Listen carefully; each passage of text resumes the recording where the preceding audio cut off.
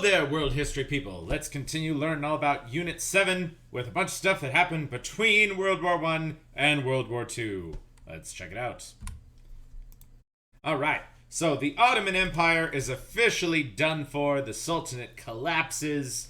So many of the ethnic groups that lived in the Ottomans' control declared their various independence. Bunch of new nation states formed, such as Armenia, Saudi Arabia, Lebanon, Jordan. Was Palestine? Palestine was sort of a state for a bit, but then Britain's going to take it over and change it up a lot. So anyway, the Ottoman Empire no longer a thing, and the majority of the Ottoman Empire will become the new country of Turkey. And my sister has traveled around the world a lot in recent years, and she never stops telling me about how amazing Turkey is. She's like, go to Istanbul. It's always a fun time. Yeah, there's a bunch of people of all these different cultures, bunch of different food, high fives all around. And the guy who's sort of the founder of the Republic of Turkey is the war hero who fought successfully to defend Turkey in the Gallipoli invasion, a dude named Kemal Ataturk. It's just so easy to remember his name because the word, like, Turk is in his name, and he founded Turkey. But yeah, he got rid of the old Sultanate system, created a modern republic. By all accounts, Turkey's been a thumbs-up place ever since, except for the fact that they denied they did a genocide during World War I. That's the screwed-up thing about Turkey that I'm still holding over them to this day. All right, moving on. Okay, so back in the USSR. So, I told you I would kind of fill you in with what was going on in Russia during World War I.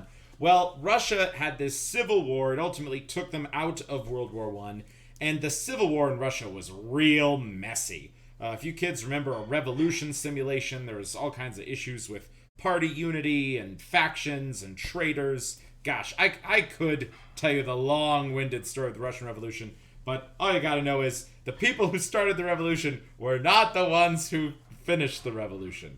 The ultimate winners of the Russian Revolution were this group called the Bolsheviks. And Bolsheviks is the Russian word for communist.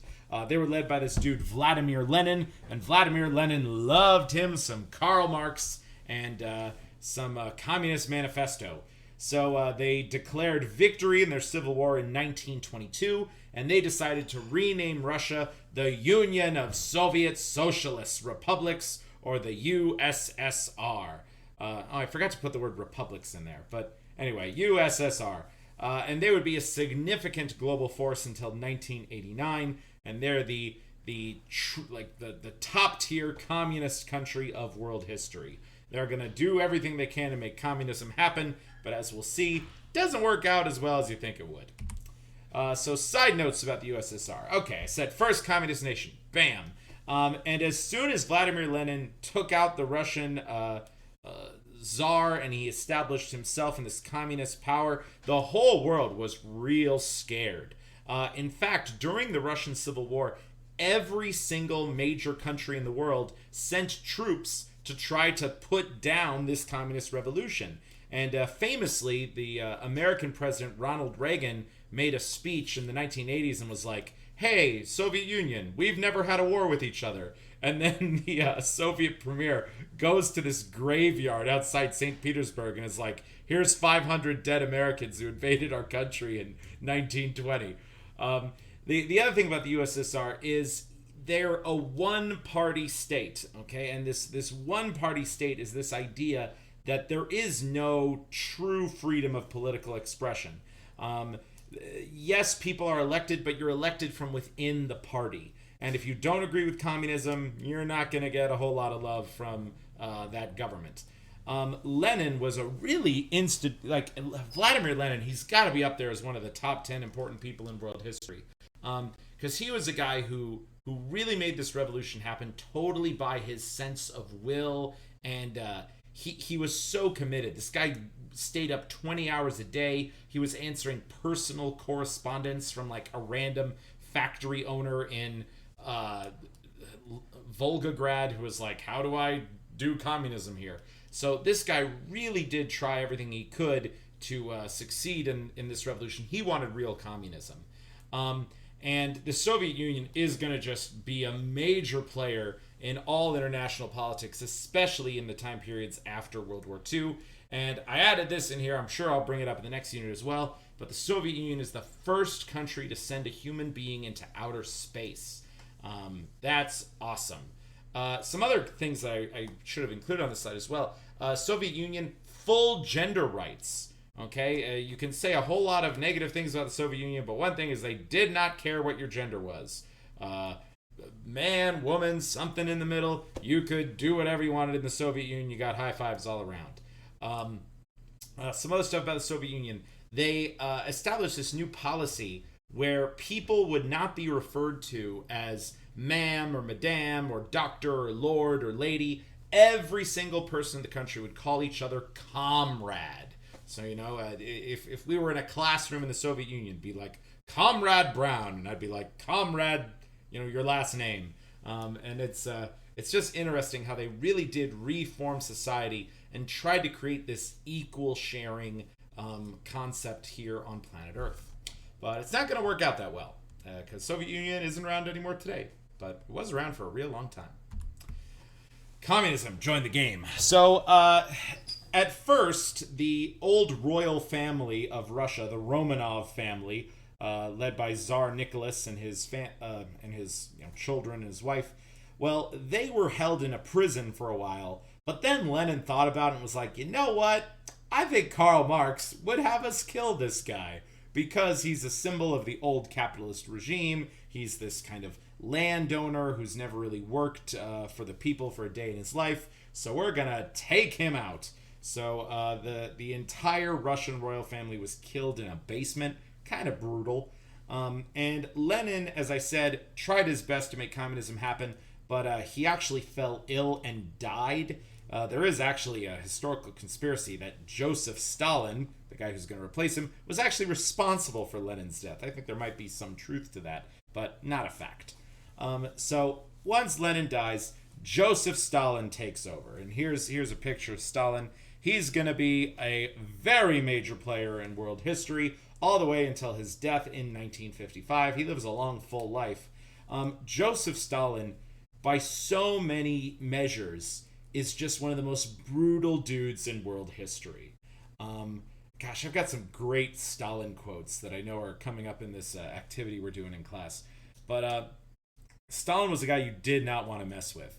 One of my favorite Stalin quotes is, there were only 2 times in his life when he smiled. When his son was born and when he heard Hitler was dead. Wow. Oh my gosh. And another thing that shows you how savage Stalin is his only son was actually captured by the Nazis in World War II. And Hitler didn't have any children, but Hitler did have a nephew who he loved. And Hitler's nephew was captured by the Soviet Union. And so Hitler sent a message to Stalin and said, I propose a prisoner transfer. You give me my nephew back, I give you your son back. Joseph Stalin thought about it and was like, okay, Hitler's nephew was a lieutenant general in the German army. My son was just a lieutenant in the Russian army. A lieutenant isn't worth a lieutenant general. So Stalin said no to his only son. Oh, that man is so savage. Okay, but anyway, so Joseph Stalin, he took over the Soviet Union from Lenin, and as soon as he took it over, there was kind of a very dramatic shift away from this dream of building a true communist utopia where everyone is sharing everything, where everyone's getting along. Stalin's like, you know what? I'm in charge of this society. So Stalin created a totalitarian society where one ruler makes all the major decisions. And there's actually going to be a lot of totalitarian societies during this period of history I'm talking about. He also enacted a policy called war communism. And he said, okay, the dream is eventually we're going to share everything. We're going to have a communist society, sure. But right now, the government is going to own everything. And the government is going to decide who gets what property. And in a true communist society, people should have freedom of speech and freedom of expression. But Stalin crushed that real quick. Stalin said, if you oppose me, if you oppose my government, if you oppose my rules, I will make sure you suffer for it. And in fact, I have so many Stalin quotes.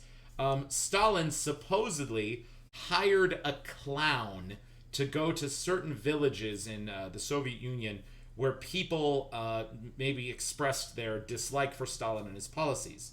And so this clown would throw a free show, and all kinds of people would come and watch the show. And the clown would start doing some like kind of funny jokes. But eventually the clown would do some jokes about Stalin. And supposedly these were very rude jokes. And the clown and the clown's kind of agents would watch. And every single person who laughed at the Stalin jokes, they would record their names, and those people would be punished later. Wow. Crazy. Oh my goodness.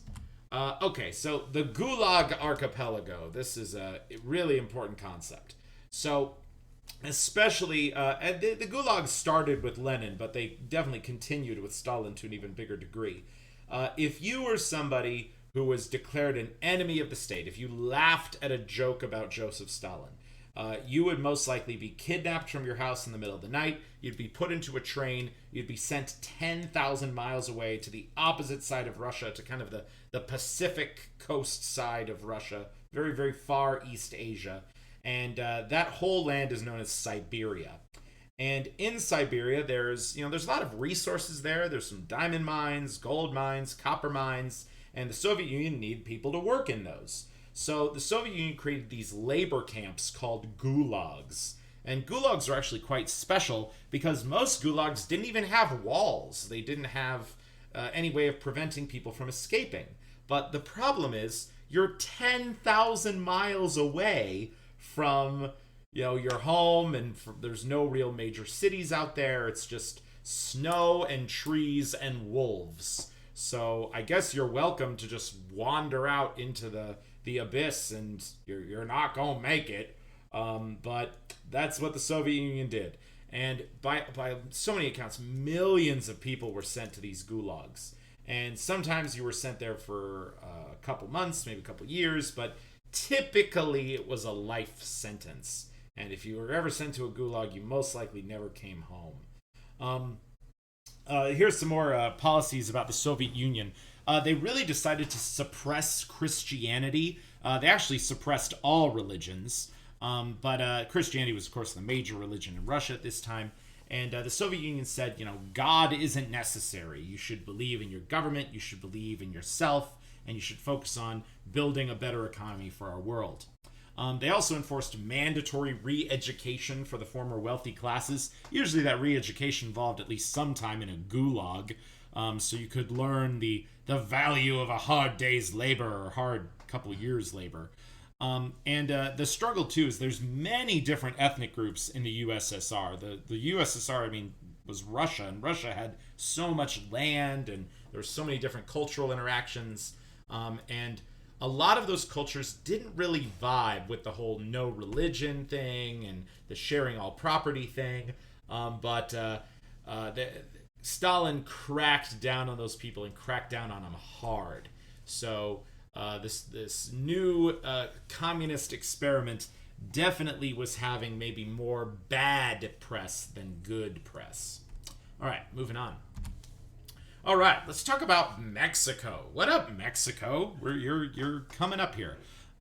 So I failed to mention in the World War I lesson, but I'm bringing it up now, that one of the reasons why America actually joined the war was because Germany begged Mexico to declare war on the USA in 1916 in this international telegram called the Zimmerman Telegram that we intercepted. Mexico declined to declare war on the United States in 1916, but since we saw that Germany was talking trash and trying to inspire countries to fight the United States, the United States is like, you know what, Germany, you gots to go. So it was definitely one of the reasons why America entered World War I. But now let me fill you in with what was going on in Mexico. Mexico, sadly, has never really had a golden age in world history. Mexico's kind of gone from one level of political instability to another, and that sort of is still true with what was going on in Mexico 100 years ago. Mexico had a revolution against the dictator Porfirio Diaz.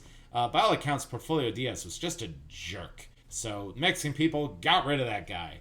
And the revolutionary group that opposed him was called the PRI, and the PRI will later found a political party in Mexico, and they're going to rule Mexico until the year 2000.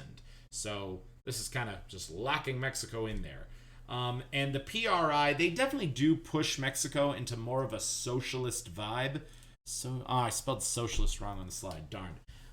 And a big thing they did was under Porfirio Diaz, there were many very rich Mexicans who owned so much land and many, many very, very poor Mexicans. But the PRI is going to try to redistribute the land of Mexico to try to make sure that the poor farmers have something. But even though the PRI have really good intentions at the beginning, they're in charge of Mexico for almost 100 years. And by the time, especially we get to the 1980s, 1990s, all the politicians in the PRI, they're not really working for the people anymore. They're just working for their own pockets. And I have a lot of experiences in Mexico. I went there all the time in the 1990s and early 2000s. And I just saw some really terrible government corruption in Mexico. The political system is just very unreliable then. Supposedly it's actually getting a little bit better now, is my understanding. I recall sometimes in Tijuana where I was like, this is really shady. Why is this cop pulling us over? Oh my gosh. Also, growing up, my neighbor 3 houses down the street used to be I want to say the Minister of Environment in Mexico, or the Minister of Nature, or something like that.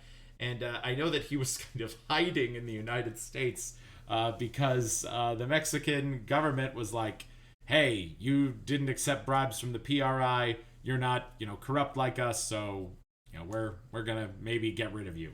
So, yeah, not cool, PRI. Not cool. All right, moving on. So, now let's talk about the Great Depression. This is definitely going to dominate the rest of this presentation today.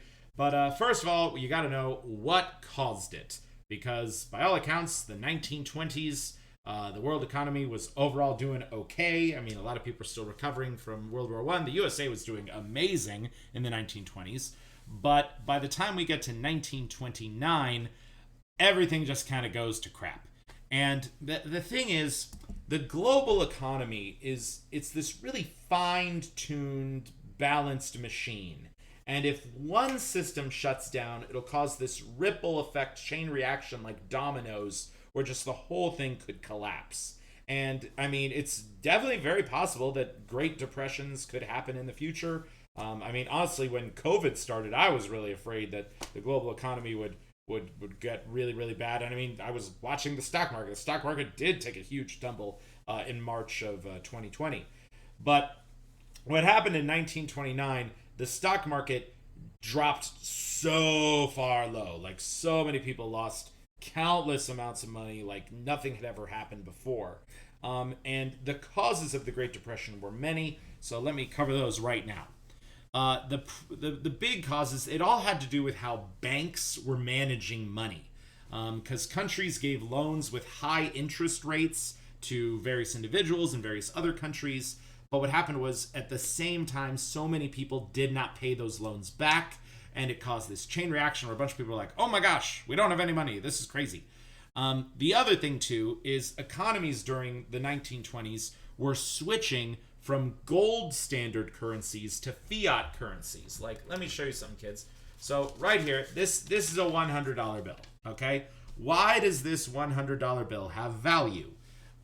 Today, it has value because the United States Federal Reserve claims that this is a note of legal tender, and the United States government kind of puts value on this piece of paper. But back in the day, currencies used to be based on the gold standard, where even you could find like 100-year-old United States dollars, it would say, bring this into a U.S. mint to redeem it for 1 ounce of gold. Okay, they used to actually have those written on paper currencies, but fiat currency was this new concept. And look, fiat currency is working out pretty well today for the most part. But back then, there were a lot of people who were skeptical about it. So they're like, you know what? Take all our money out of the banks. And the last thing, and probably the thing that really pushed this is to be an entire world problem, was countries were increasing taxes on imported goods. And whenever you, like, let's say I wanted to sell these scissors in Mexico. Mexico might have a scissors tariff and say, okay, Mr. Brown, you can sell that in Mexico, but you first have to give the Mexican government $3. So it's just a tax on bringing goods into another country. And if you know anything about laissez-faire capitalism says we want no rules on what we can buy and what we can sell. But so these tariffs were going up and up and up, and so international trade started to fall, and each country kind of specialized in a specific thing, so their goods weren't being able to sold in other countries. And yeah, it was just so many things went wrong at the exact same time, and the world economy just went. So that's the Great Depression. Okay, so now I'm going to cover responses to the Great Depression. Every single country, this actually answers like 3 questions on your next test. Every country instituted policies where the government took a more active role in the economy. Okay, because plenty of governments were like, what are we going to do to solve this Great Depression? If you were a laissez-faire capitalism person, you would have been like, hey, let's not get involved in the economy. But nobody followed that rule. Every single country in the world was like, oh my gosh, the economy's trash. We've got to fix it somehow. And in the United States of America, President Franklin D. Roosevelt, he created this concept called the New Deal. And the New Deal has many aspects to it, but a lot of the New Deal policies are kind of still alive in the U.S. to this day. One of them is providing money for elderly Americans. That's called Social Security. And then later in history, it gets adapted to include medical care for elderly Americans. That's called Medicare. He wanted to ensure salaries for farmers, because a big issue with farmers is like when there's really good weather, then every farmer makes a lot of food, and then they have all this food, they bring it to market, and the price of food goes down. But then alternatively, if there's terrible weather, some farmers don't grow anything and they don't have any money, they starve to death. Other farmers bring that little food to market and they make huge money. So there was always this kind of chance to either get really rich or really poor if you were a farmer. Franklin D. Roosevelt passed some laws kind of guaranteeing standard farmer wages to ensure a more stable food supply as well. I think that was pretty smart. He also passed unemployment benefit laws, and those are still true in the United States today. When at the start of the Great Depression, if you were unemployed, you were just starving in the street, I guess. The other big thing is with his New Deal was to sponsor massive public works projects around the USA, and this policy built the Hoover Dam, establishing Las Vegas as a major city. So thanks, FDR, for giving us a reason to all live in Las Vegas.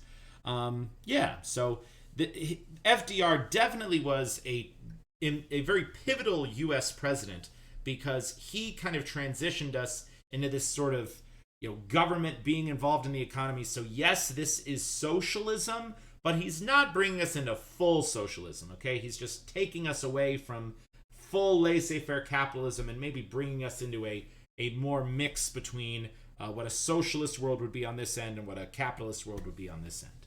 All right, moving on.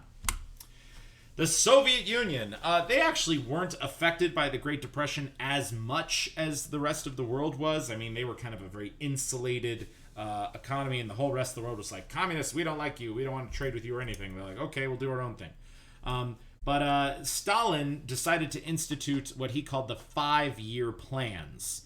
And these 5-year plans were, how are we going to industrialize the economy? The Soviet Union is behind the rest of the world when it comes to industrial capacity, so we got to catch up.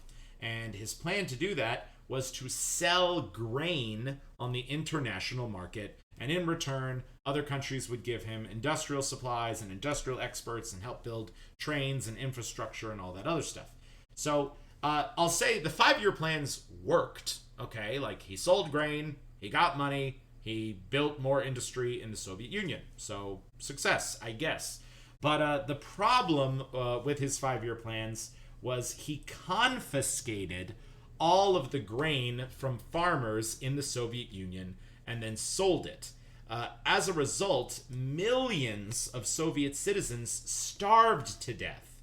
His agents went to these farms all over the Soviet Union. And the really awkward thing is they had really good weather those years. So all these Soviet citizens were like, oh, hey, we grew all this grain. It's going to be great. We'll be full and fine. And then Stalin's agents show up. They put guns in their faces and are like, actually, we're taking all of your grain and we're selling it to Japan. So this period is called the Great Famine, but it's kind of ironic because they actually grew so much food during that period. And Stalin made sure that he kept enough grain to feed the people who supported him and the people who were, in his mind, good communists. But if you were an ethnic group who was causing problems, if you didn't really believe in the Soviet ideal, you starved to death. And that especially happened in the Ukraine. Many Russian landowning farmers that were known as kulaks, they also ended up being either gulagged or starving to death during this period as well. So Stalin is really racking up his scorecard as being one of the biggest mass murderers in world history. There are a lot of people that actually say that this is a genocide of the Ukrainians, but Stalin really did it for political purposes, and he did sort of target people who he felt weren't ideologically pure enough to be a part of his new Soviet Union. Okay, here come the fascists. So, in response to the Great Depression, 3 countries of note, and actually Spain also adapted a fascist government as well. Germany, Italy, Spain, and Japan, they all were like really suffering during the Great Depression. I read some sources saying that Japan had just like this really terrible year when the Great Depression started because they relied on selling so much stuff around the world. The rest of the world wasn't buying it. Germany was struggling with the fallout from World War I. And in all 3 of these countries, they created a new political and economic system called fascism. It's a form of discriminatory government-run capitalism where rules apply to different groups depending on their race. So it's a racist government. That's what fascism really is. And all 3 of these countries held the belief that their racial group would dominate over other regions of the world. You could read stuff with the Japanese, the Italians, or the Germans, and they all have this belief that they're going to take over one day. So, scary, scary stuff. All right. Uh-oh, the Nazis. Shucks. Oh, and you know what? I think I skipped the first slide in here. So let me bring it back for a second. Come on. What? Yeah, Germany after World War I. How did I forget this? Okay, so Germany after World War I. To pay for the ridiculous reparations of the Treaty of Versailles, I hope you kids all agreed with my assessment from the first video that the Treaty of Versailles kind of treated Germany unfairly. The German government decided to just print more money in ever larger denominations, and the result was something called hyperinflation, where in Germany, you could buy a loaf of bread for $1 on one day, and then the German government just kept printing money and printing money and printing money because they're like, oh, Germany, you want France, you want 2-point-something billion dollars? Well, here, France, we'll just give you a bunch of $100 German bills again and again and again. And as a result, the value of Germany's money dropped to nothing. And many people in Germany just saw this as a total betrayal. They saw their government signing the Treaty of Versailles as just selling out all the soldiers. I mean, they were still fighting in France at the end of World War I. And there were a lot of German soldiers who thought like, hey, what if we just continued to fight? Maybe we could have won the war. This is ridiculous. And yeah, check out some of these pictures here. Like this is a German girl who has a sign on her body saying like, I will work for food and a house. She says, I don't want money. Money's worthless. This shows you just the ridiculous value of German's currency, that it used to be the value of gold in German currency could buy 1 gold for 1 German currency, but then gold costs, what is this? 1 trillion German currency to get 1 gold mark. That's crazy. Here's people just sweeping single dollar bills into the gutter because they're so worthless. This guy's just stacking money. And then here's one German who was awfully pissed off that the Treaty of Versailles, he saw it was totally unfair, saw that the German people got a bad deal, and his name is Adolf Hitler. And yeah, about to talk about him in that last slide. Oh yeah, this is another thing I really have to emphasize. So at the very end of World War One, during the Treaty of or the Peace Conference of Versailles, they created this international organization called the League of Nations, and the League of Nations was supposed to be this a organization where every single country in the world would send a representative, and that representative could talk about their problems, their concerns in the international community to hopefully avoid another world war. All right, the whole purpose of the League of Nations was there will never be a World War II. Well, we obviously know that this organization terribly failed, and I'll tell you why this organization failed. The only way you could have a real international community is if you authentically represent every group of people in the international community. But that didn't happen. The United States of America never joined the League of Nations because our Congress at the time hated the president, and I mean that's kind of something we can relate to in the modern day as well. But President Wilson wanted to join the League of Nations. The Republican Congress did not. The Republican Congress axed the idea, said America's staying out of it. Germany wasn't allowed to join. It was one of their punishments for supposedly being responsible for World War One. Japan soon quit the League of Nations after the League of Nations was upset with some of the things Japan was doing with their neighbors. And the other thing, too, is Britain and France still had their international empires, and Britain just promoted like a white guy to represent India, and a white guy to represent Nigeria, and a white guy to represent Belize. And it's if you actually went back in time to the League of Nations organization, you'd really just see a bunch of British guys and French guys giving each other high fives all day, saying like, ha ha ha, we control the world, we set world policy. And it's, of course, so many other people around the world aren't going to respect what this group of white dudes in suits hanging out in Switzerland ever says. So yeah, I think the organization was a complete farce. And today it's been kind of replaced by an updated organization called the United Nations, and I'll teach you about that in the last unit of this course. I've got my own opinions about the United Nations as well. Maybe I should save those. But I think this is pretty relevant right here. The League of Nations, this little bunny rabbit and a snake of international strife is just going to eat him up because the League of Nations couldn't solve any problems. All right, so anyway, that was me going back in time a little bit. I realized I forgot those slides. So, the Nazis. Well, as I said, Adolf Hitler was a German, well, he was Austrian, but he lived in Germany most of his life, so he really identified as a German. He was a German veteran from World War I. He himself fought honorably in the trenches, got some medals for bravery. He was hit by a mustard gas attack near the very end of World War I, and while he was in a bed recovering, the war officially ended. Once he did recover from the mustard gas attack, he said gas is a coward's weapon and should never be used on soldiers. And largely his personal experience with chemical weapons is why chemical weapons weren't utilized in World War II on the battlefield. But of course, he will use chemical weapons on the group of people that he hates the most, which is the main topic of his book. When Adolf Hitler started to rise in political power, he's just a very how do I say this? Inspiring orator, especially to the frustrated people of Germany who felt they were being treated unfairly. He blamed all of Germany's problems on the Jewish people.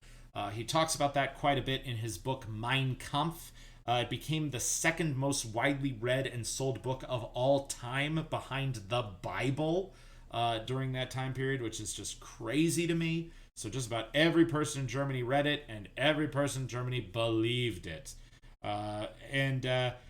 Once he ultimately gets into political power, he declares a third Reich, a third kingdom for the German people. He vowed that they would be the master race of the world. He began instructing Germans to rebuild their military and train their young men for war.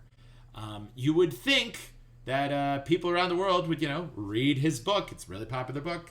And they would see him, training soldiers and building tanks and not abiding by the Treaty of Versailles, and you'd be like, okay, gotta stop this guy. But the world didn't. They just didn't. And it's gonna lead us straight into World War II, which will be the main topic of the next video. All right, peace out, kids.